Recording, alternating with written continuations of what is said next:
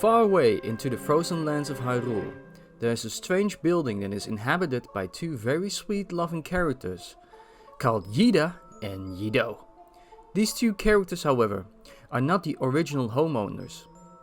The building is totally deserted and ruined, leading to believe that this place was abandoned many years ago.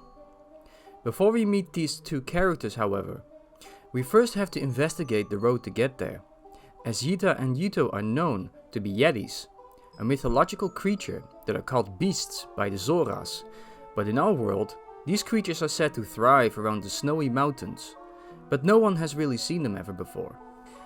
In other cultures, several other creatures that are some like Yetis, but have different names and sometimes also do different things, are also known throughout the world. But in Hyrule, these creatures are not known at all, as the Zoras called them both beasts. However the case, Yeto, the male Yeti, was not looking for a fight. He went to the Zoras' domain in search of a fish called the Riekfish, a reddish fish he wanted for his soup recipe, as Yeta, the female Yeti, got sick by one of the pieces of the Twilight Mirror that Yeta gave her as a present of love by looking into it. But where did these Yetis came from, and what happened to the Snowpeak Ruins? As we investigate the road to the ruins, we notice that a character from Telma's bar, called Ashei, went on to investigate the mountainous area all by herself. Ashei has such a strange and short backstory, but something to her doesn't make sense. You see, the first time we meet her at the bar, once talking to her, she reveals that she once lived in the mountains, and that her father was a proud knight that taught her all the tricks of fighting and defending herself. Because of her training as a little girl, she was raised in such a way that her way of doing things comes over as straightforward, blunt, and emotionless.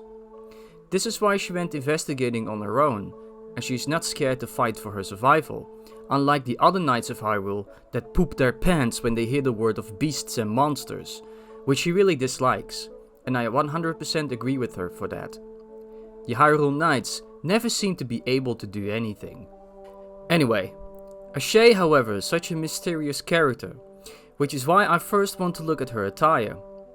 Notice how on her pants she has, yep, another one of those darn swirls, with the rest of her clothing being mostly armored.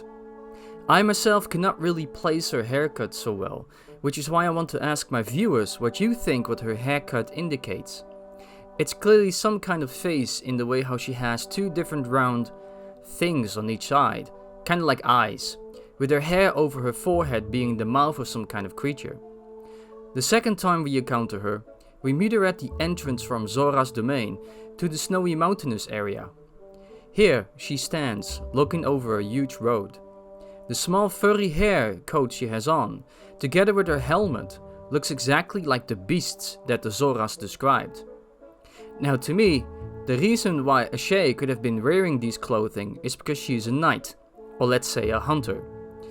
She wants to dress like one of the monsters in order to be stealthy, but she isn't exactly hiding, but instead stands in the open field, which a hunter would simply not do. And after leaving her at the entrance, she gives Link a sketch of these so-called beasts, and on this sketch it was revealed that the monster went after the Riekfish, which Link eventually catches at Zora's domain. Because of this fish, we reveal the scent of the fish that as wolf form gives Link the ability to look for more answers. Eventually, by tracing the scent of the fish, Link encounters Yeto for the first time, and he asks him what Link is doing so far in these mountains.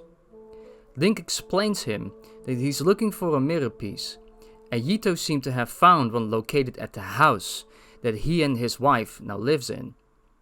Yeto eventually takes off by telling Link that he wants to show him this piece. And here we get one of the coolest parts of Twilight Princess, snowboarding with the Yeti. We eventually find the location of the house, looking straight from the game Skyrim. Once we enter the house, we see that it's all broken, ruined and covered in ice. Players might get some type of forest temple from Ocarina of Time feeling, because that same temple was also built like a mansion that the Hylians had built long before the events of Twilight Princess.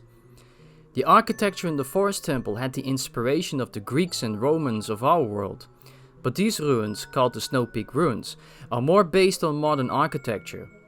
They're not only likely, they are Hylian in nature.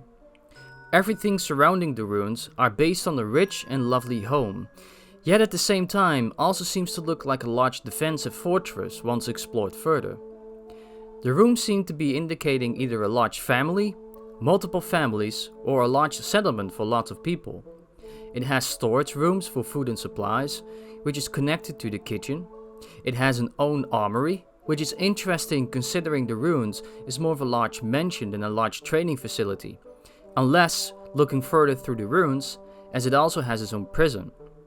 The outyard, which is surrounding the middle part of the ruins, shows cannons that might have been used for target practice by Hylian soldiers. Other rooms have been destroyed by too much damage. Floors have to seem to fall down because of the frozen weight of ice that is scattered everywhere. There is a school area filled with benches, kind of like a church for the trainees to listen to their superiors, and in the middle of it all, there's the bedroom for the owners of these ruins. Clearly these Hylians that used to live here were very rich and had a lot of influence, and I state this on the fact that they had their own coat of arms. A family emblem is something that in the medieval times, especially European, was very important to have, as it showed the status of the family you belonged to. To overly simplify this, nobles or knights are one of these members that could have done something for the country they fought for, or they were simply very rich to own their own sigil, causing others to look upon them in a good or bad status. In this case, it seems that the Hylians living inside the large mansion used to be very proud for who they were, yet they seem to have vanished without a trace. More connections to Hyrule are found within the facility. There are paintings scattered everywhere around the large mansion, and they showed Ordona, the village that Link's originates from, and these are all Hylians.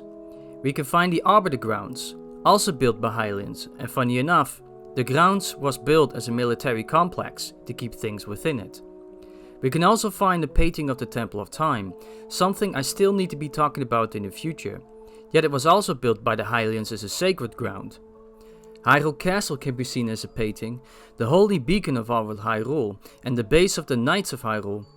The City in the Sky can be found as a painting, something that is incredibly secret to a lot of Hylians, as something that only important high status Hylians would know about.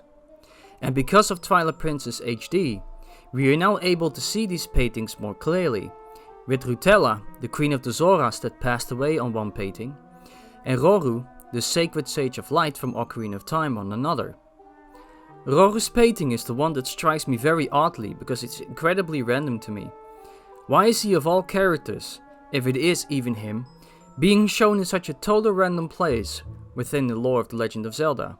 The answer to me has always been that Rauru was in fact the owner of these ancient ruins before it all went downhill.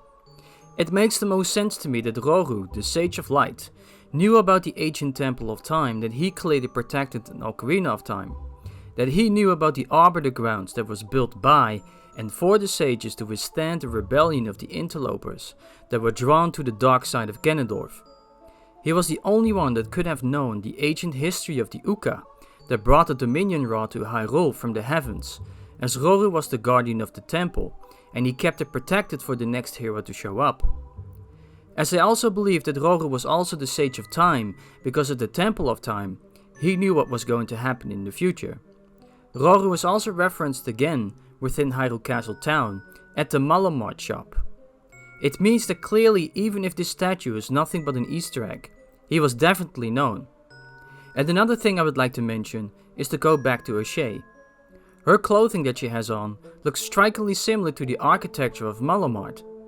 Even the swirls can be found within the shop that she seems to wear on her pants, and coincidental or not, these swirls look a little bit like the ones we can find in Breath of the Wild. That's really odd, and I never really saw that until now. As Ashei never really mentioned her father other than just being another knight, it's very possible that Rauru is the father of Ashei, which would mean that once upon a time, Snowpeak was the proud and lovely home of Ashei and her family. I believe that this is the case, while it's never revealed or explained by the game that it was her home. Everything regarding the ruins is pointing at it. The manga of Twilight Princess, which is not canon, implies this by ambushing Link within the mansion, and after a small clash between the two, Ashei explains that this was once her home, and that she thought someone else was looting the large house.